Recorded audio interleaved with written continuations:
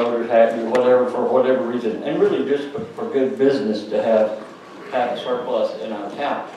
So I'm not opposed to tax reduction of $70, but I don't think it makes sense to obligate right here and now all those dollars to tax reduction.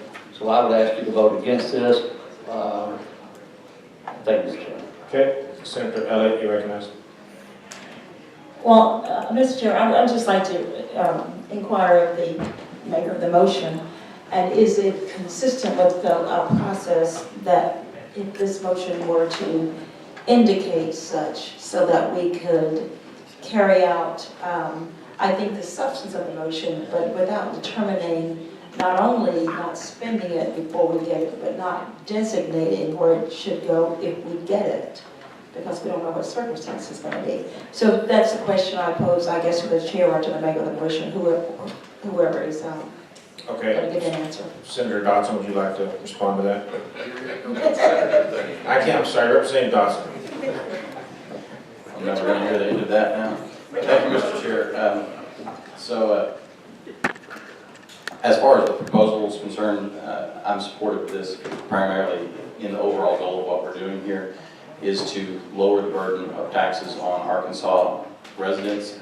And so the totality of this task force, as I understand its goal, is to make our tax code more fair across the entire board. That's what we spent months doing, looking at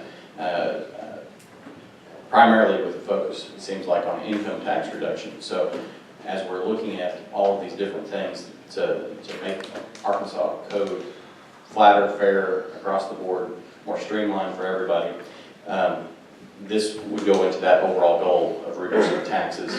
So we have a net tax reduction coming out of this task force, or at least a net neutral on everything across the board in its overall goal. So if we're looking at cutting $180 million of income tax cuts or more, this would be a component of that. And so this should all go toward the net goal of reducing overall taxes. But aren't you assuming, though,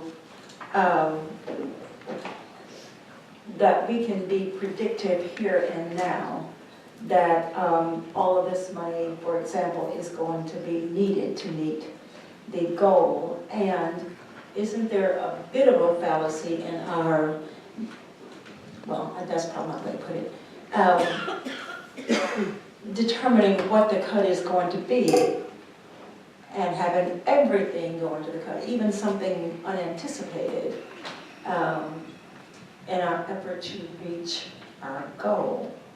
Why would it not make sense then that when we are writing bills that we wouldn't decide with this one, just like everything else, just what we're going to do with the funding? I'm not following why we couldn't make that decision then, rather than saying right now everything has to go to the tax cut. Okay, and again, let me just encourage members to do this. A couple things. One is remember that if this does pass, there'll be a bill that we'll debate. You have the opportunity, if you would like to make a substitute motion to do something different, to do that. But let's continue to focus on right now with the motion that is before us is to